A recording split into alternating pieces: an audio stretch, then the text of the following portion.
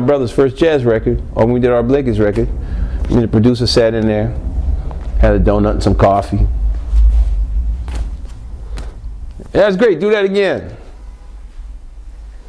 Yeah, you know, man, needs a little more, you know, little something, you know, when you go in the studio with like, you know, a R&B singer and they sit there and say, yeah, you know, the song's about betrayal, man, you got to play more betrayal.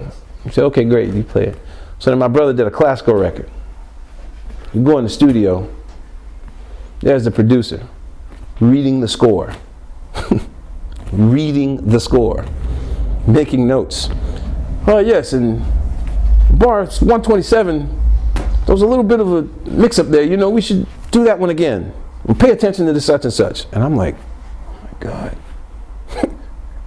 He's reading the score, making notes and comments. And then you go back to like doing the thing with a producer like Russel Simmons or somebody who's just sitting in there saying, yeah, man, that's fat. Do that again. It's just like your whole perception of a producer changes. You know? So you ask like Steve Epstein, who was doing the Winton's classical records, well, what's your job? He says, man, I just want to make the music sound good. That's my job. Make the music sound as good as it can possibly sound. And then you go to them and they're like, you know, we got to develop fat beats and, you know, we got to take it to the next level. Which, what does that mean exactly? In English, it's just like a euphemism for nothing. Take it to the next level? What might the next level be? I mean, the next level changes every year. Every year somebody's going to take it to the next level. And all the next level really is if you sell 5 million records, you've taken it to the next level. If you sell 5 records, you're a bum. You know what I mean? So the whole process, you know, so producer, it just depends, it depends on the medium. I mean, you know, an R&B producer, I mean, I don't expect anything out of them.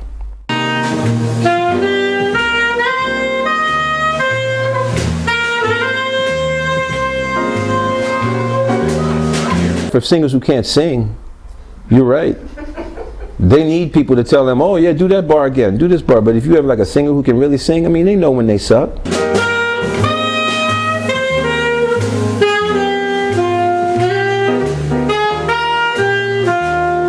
Quincy Jones didn't tell Michael Jackson anything. I'll put money on that.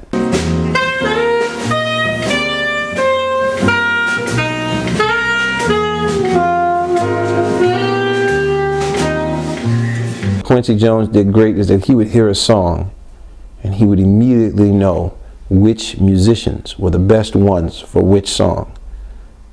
Like every time he got John Robinson to play drums, it was the right song. The perfect song for John Robinson. In a song like Rock With You, when the drummer goes, boom, that's John Robinson. If he'd gotten somebody else, it wouldn't have worked.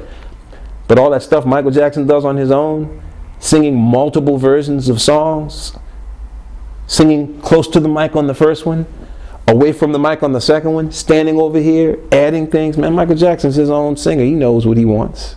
They just sit in the studio and say, yeah, that's great, Mike. Yeah, man. That's great. What else you want to do? Yeah. And their job is to hire the musicians, get the sounds, and do all the stuff that Mike can't do. You know what I mean? Find the songs. Mike can't write no songs. So they find the songs for him. That's the stuff that like a producer from Michael Jackson does. And that's what Quincy did great.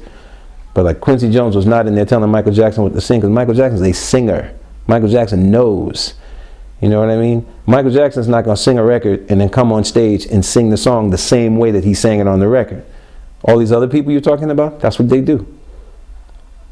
Because they're not really singers, they're entertainers. And you know, they come out and they learn a song one way. Like I did a song with a singer.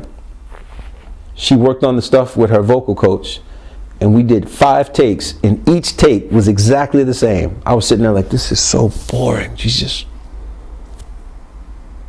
I was like, forget it, we're done. It's like, well, what do you say?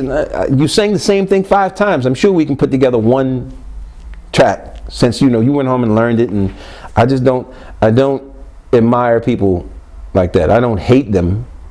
I just prefer not to be in the studio with them. I'd rather have a singer who can sing, and you know, like a musician who sings, that has a certain kind of musical thing. So you know, I mean, that other system just has nothing to do with what I do for a living.